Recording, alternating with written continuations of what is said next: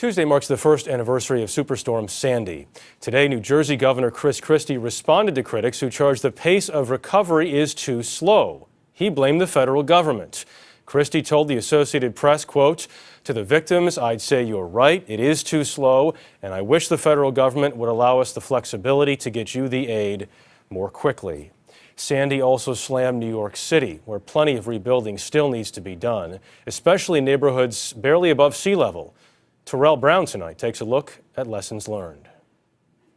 Last October, Superstorm Sandy swept Joe Courtney's home off its foundation. Though he knew it would be expensive to repair, he had no intention of leaving New York's Rockaway Beach. We never had a question if we were going to rebuild or not.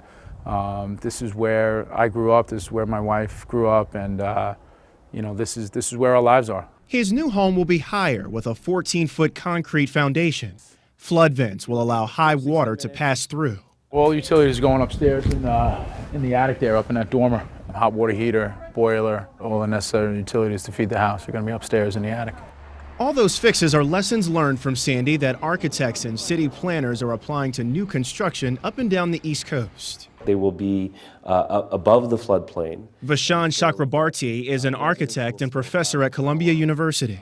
Urban areas have a lot of natural advantages in terms of storms that we really have to take advantage of. He's overseeing the redevelopment of this factory site on Brooklyn's waterfront, a new neighborhood he believes will be able to withstand bigger and stronger storms.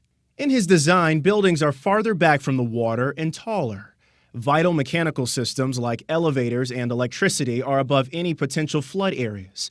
Streets are graded downward, so water flows back into the river.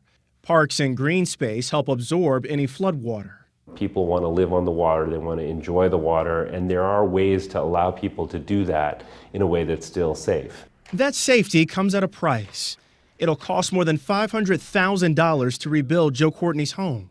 Half of it will be covered by government grants and loans. The other half he'll pay out of pocket. The main thing is that we're building to be safer and stronger and be prepared for that next storm.